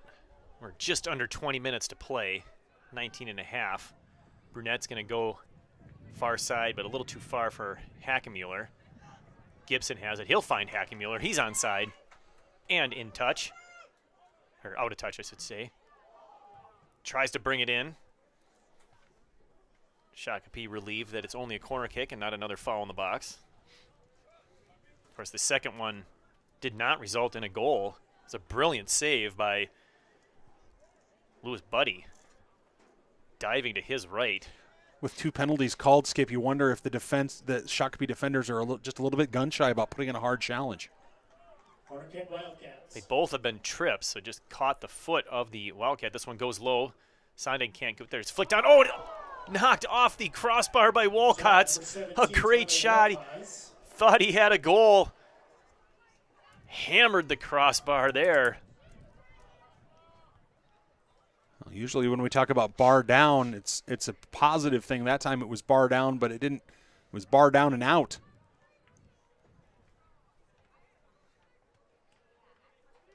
Nice step up by Gibson, but his pass intended for Sondag finds a Saber foot.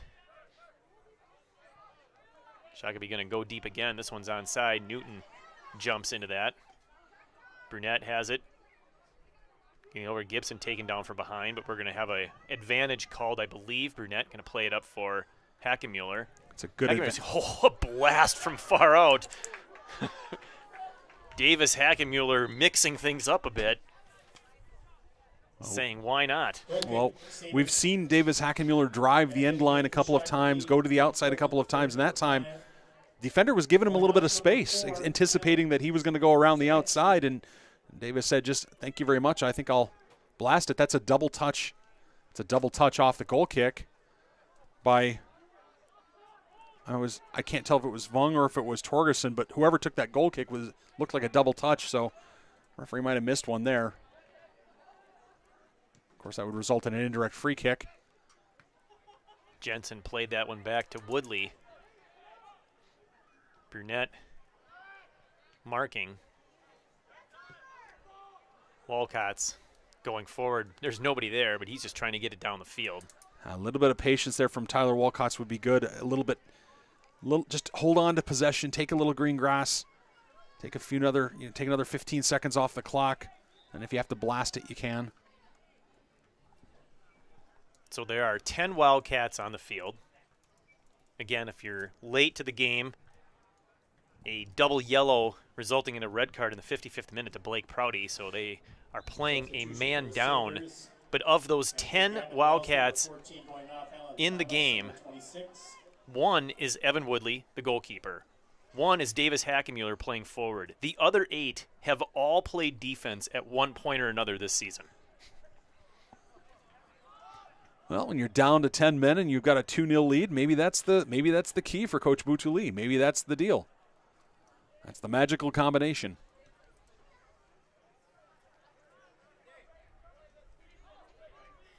Good physical play there. Clean by the Sabers. Jensen's going to play that one into touch. Down to 16 minutes remaining. Wildcats just trying to hold on here. Although with Hackenmuller up front, the counterattack is always there. He's got Wildcats screaming down the near side. He's going to take time away with the dribble. Now inside-out pass, brilliantly done to Wildcats. He's got it in the left corner. Got a couple men to beat. Plays it back. Nicely done there for Hackenmuller. Oh, that dribble move was good. It just got away from him a little bit. He did have Salim for support. I'll have to watch these Wildcats with so many current or former defenders on the field. You'd hope that they would be smart about fouls that they would commit. I can guarantee you that Shakopee is going to do what they can to throw a few more bodies forward. They have to be smart, that is the Wildcats, about when they commit fouls and where they commit fouls. And it just goes into touch for a throw-in.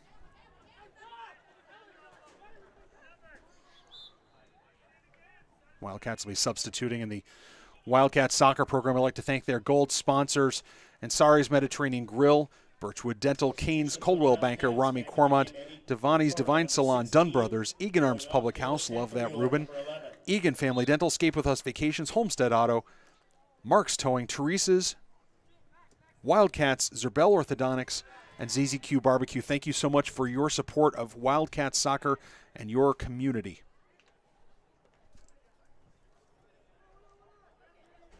Brunette wins that one after the pressure from Gibson. Back to Tapa, finds Gibson on the far side. He's got a lot of space. Errant pass intended for Brunette, but goes back to him. Gibson plays that back for Newton. He's going to give it a ride. Now, Wildcats just can play easy here. They're not being pressured. Watch, they're not really being pressured by the Sabers. When they get the ball, they have some time or some space, and they just need to play simple. Go to open spaces, connect some passes. Which is amazing that they have space given that they're playing a man short. Yeah. One's going long. Newton in a foot race. He wins that one easily. He's going to keep that one to the outside. Yeah, the Sabres should absolutely be throwing bodies forward. There should be the Wildcats, the minute they touch the ball, there should be a Sabre player pressing them. Sondag and Salim teaming up to get that one out of the box. Salim's going to head that one. And then off the Sabre head, kick that one into touch.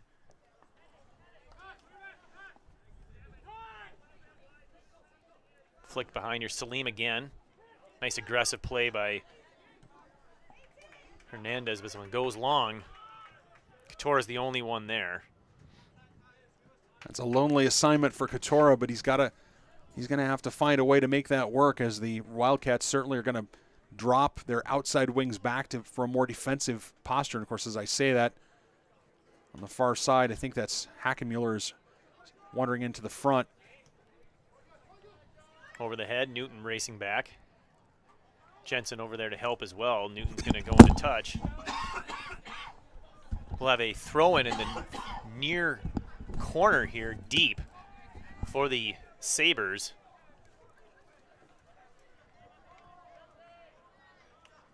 To the goal line, and that will be a goal kick. Goal kick, Wildcats. So some great team defense so far here, down a man by the Wildcats. There's really been nothing of note as far as fantastic scoring opportunities. You will notice that Butili has gone back to Jensen and Newton in the middle, maybe their two most experienced center backs, utilizing their speed and aggressiveness and senior leadership back there. Wildcats can't save that one. That would have been a really nifty header to keep that one in play. Well, you'd expect your center backs with the most experience to be smart about when to commit a foul, when to press, when not to press, all of those things. Again, the Sabres are going to get some shots. They're going to get some shots here in this second half, late in the second half. It's going to get interesting.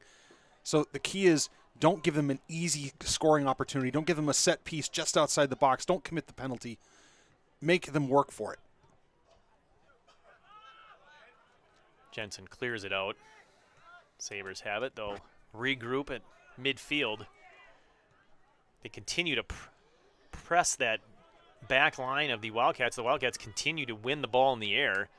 Unfortunately, Sande couldn't get that one through. He had Katora on a straight run ahead of him. That's a tough play to execute. Yeah, Katora needs to go at an angle, Skip. He needs to go at an angle there and give Sande a place to aim that ball. Sabres, they seem quite patient with the ball. Wildcats are going to play it deep. Buddy up out of his goal. He's going to restart this one over to Pullman third. Katora will pressure. Nice job by Eddie, just killing some time here. 10.5 to play. 2-0 Wildcats. A goal late in the first half by senior captain Mike Johnson. A header off a corner kick delivered by Zayan Oliath, his 5th assist in the last 2 games. Freshman called up. He's probably solidified himself on the varsity roster, I would think. Oh, that pass is intercepted across. Salim and Newton are there. Cuts back in. Swing and a miss by the Sabres, but they still have possession. Here's one out to the 18, a right-footed shot. That one's blocked by Gibson. Well done. A great block shot. Gibson's there to head this one, looking for Katora. Gibson had to get that right. I was worried his arms were in the air. Nice drop back by Brunette to try and take away any sort of a great angle. The long shot goes off the football Shot for the Sabres, number 19. uprights. Only 3 shots in this half, none on net, none on goal by the Sabres. Skip, that's not, despite some early pressure, that's not the kind of response that the Sabres needed. The Sabres needed to do something a little more aggressive early on. They need to get something on net. They have to make Woodley work, and right now they're not doing that.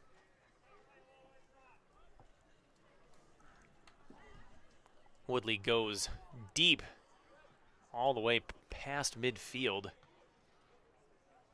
Oh, and that long ball attempt is misplayed by Rodolfo Soldivar Contreras. Back in for the Wildcats, number 13, Now Mike Johnson coming back in. Going out, Asher Burnett get a rest. Johnson not playing his normal amount of minutes, still trying to come back from an illness. This one's high and deep, but Salim is there first. Tries to settle it, but goes right to Shakopee. Now he pokes that one away. Wildcats comes back. Sabres have it. Nice give and go. Newton's over. He'll play this one into touch. Now he's got to hustle back. Quick rethrow, nicely done by Shakopee. Spin move into the middle. Johnson's there. Near side, a quick left foot cross. Topple, a nice job defending that one. Johnson steps in there as well. Here's Sande off to the races. It's 2 on a few. Katora has it. There's no need to rush here, as it's really just going to be those two guys against 4 or 5 defenders. But Katora still goes into the box. He's in all the way. Slide. Shot number 16. Doesn't get a powerful shot off, but a great effort there by Katora.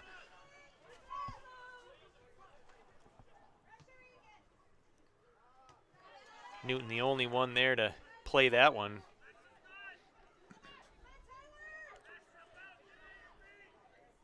Nice job by Walcott. Oh, a spin move on Salim.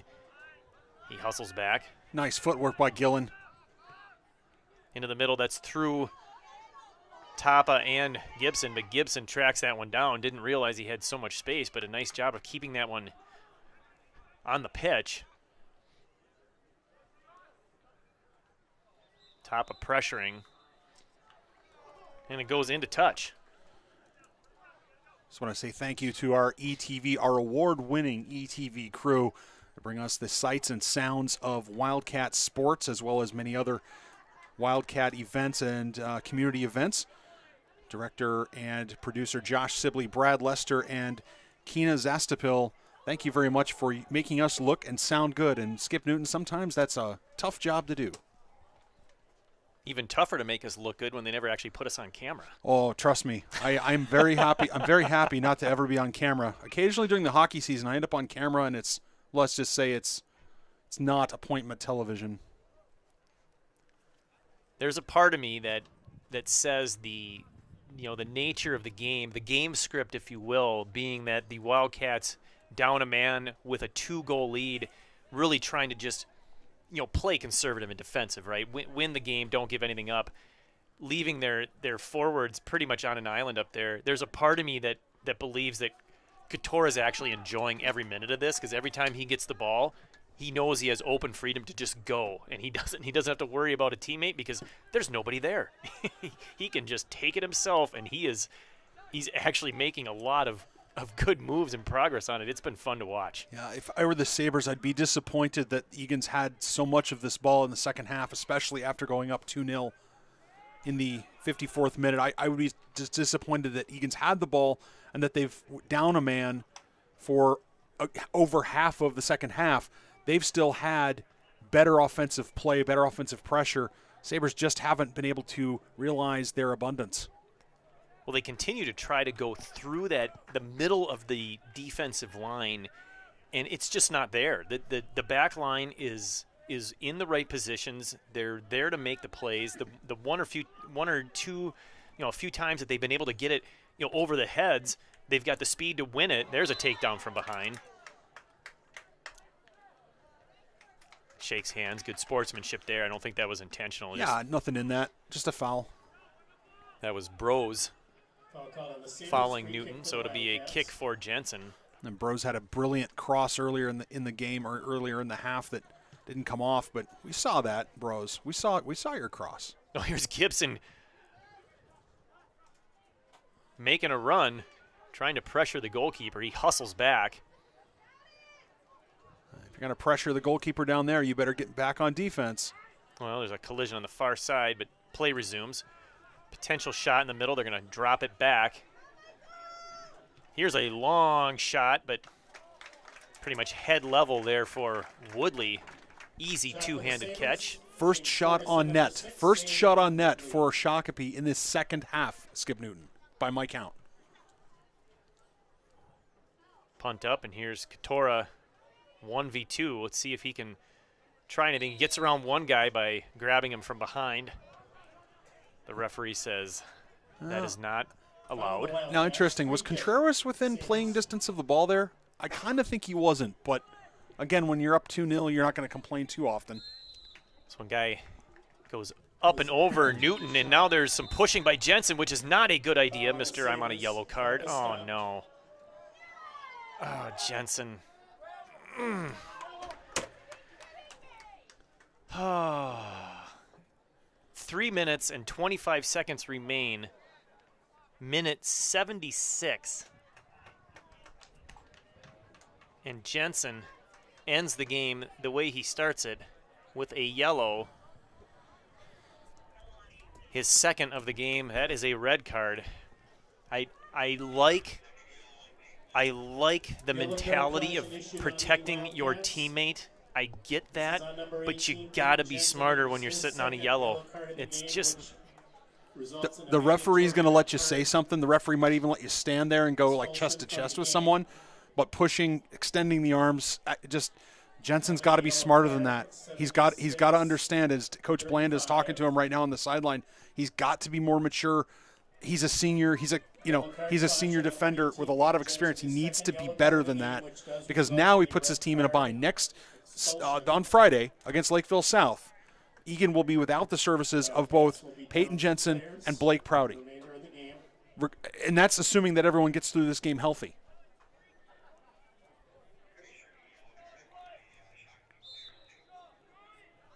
Well, hopefully Eric Knoll is back for that game. Hopefully Mike Johnson's at full strength. Sounded like there was a yellow card on the Shakopee player too. Big header there by Newton. That thing goes about 30 yards. So Eagan needs to hold on with 9 players now. If you're in blue and white, you just have to start running your socks off. Played up and over. Nice head to the side. Sondag wasn't sure whether to play that. Looks like Woodley called him off at the last second. Well played there. And, of course, when it's headed by the goalkeeper's teammates, he can pick it up. It's just when it's played intentionally with the foot, do you have to use a part of the body, not your hands. Here's Tyler Wildcats trying to waste time. And of course, for both players that got their second yellow, one was for after the whistle, and then one was for failure to respect the distance. And yet Katora almost gets a breakaway. He does get the shot off. Just wide. Katora trying the impossible, scoring a goal. Down 2. It's been a while since Katora has finished and put one in the net. He started the season being the only Eagan goal scorer with our first 2 goals of the season, but now he's going to come off, as will Mike Johnson. Miklo Jones back in, number 10. He's playing on a yellow, so he needs to be careful. Hannon Axelrod, number 7, also in the game. You've got 6 defenders on the back line. This one somehow gets over the head of Burnett. Newton's chasing from behind. Can he catch up? He does. He delays. Unfortunately, a right-footed shot, and Woodley's there to save. The rebound picked up mostly by Eagan. Nicely done there. Eagan delaying as much as they could. Woodley coming out, cutting off the angle with a brilliant save. Best opportunity all game, frankly, for the Shakopee Sabers, and Woodley was equal to the task. Sabers should have unrelenting offensive pressure here. Woodley crushes that one into the opposing stands. We are down to the last minute and 17 seconds. Of course, Eagan trying to hold on to the win. Woodley probably thinking, I want the shutout.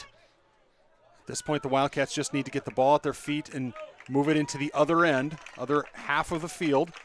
No penalties, no handballs, nothing cheap, nothing that's going to result in another player being sent off. Just be smart if you're the Wildcats. Run your legs off and hope things like that happen. Take your time throwing the ball in. That's right. Shakopee going to be very disappointed, if I'm honest. They've got to be disappointed with how they've done here in the second half, being up a man, now up 2 men, and there just hasn't been the quality that they're going to need to beat the Wildcats or other good teams, and so clearly they'll have to go back, look at the film, and say where did we fall down, where did we make a mistake. Of course, they came into the game with a fairly good goal score total of 14. However, it's a little misleading. They beat Burnsville 8-0. So 8 goals in one game tells you, all right, they're not putting a lot of balls in the nets in the other games. So they clearly have struggled to score, and they're playing a defense that has done very well at not allowing goals, and they're going to hold on for the shutout. Are the Eagan Wildcats here? We're going to get a stoppage with 6 seconds left. Not quite sure this is necessary, but it is appropriate for this game. Did he just throw that deliberately out of bounds? He threw it over the net so that no one could take the goal kick quickly. It's fitting for how the game has gone. 1, 2, 3, 4, 5, 6, 7, 8, 9. 9 yellow cards, 2 red cards, 1 missed penalty, a 2-0 win for the Wildcats. More fouls than I ran out of space in my sheet for how many fouls that were committed. Skip Newton, what an entertaining match between these two teams. Wildcats, though, the better team. Yes, they were the better team today. They didn't start off so well, but they pulled things together and just continuously improved as the game went on. I'm shocked with all those yellow cards that team leader Alex Newton in yellows did not get one of them, so kudos to him for avoiding that stat sheet. However, the stat sheet did get tallied for a couple of goals. The first of the season for number 13, Mike Johnson, off the header on a corner kick by freshman Zayon Oliath. That was back in minute number 39, right at the end of the first half. The second goal was on a penalty kick by number 21, Blake Prouty, in the 54th minute, a minute before he got his second yellow and a red card. So Blake Prouty and number 18, Peyton Jensen, both receiving 2 yellows each, thus red cards. So they will be out for the next contest for the Eagan Wildcats. As it is a 2-0 victory in game 1 of our doubleheader, the second game coming from Eagan TV will be the girls' varsity team against this same Shakopee Sabers unit. Well played for the Wildcats, a big win. They move up to 4th place in the conference. This is it from Wildcat Stadium for Game 1. Again, the Wildcats 2, the Sabers 0. For Nathan Cron, my name is Skip Newton. This is Wildcat Soccer on Eagan TV.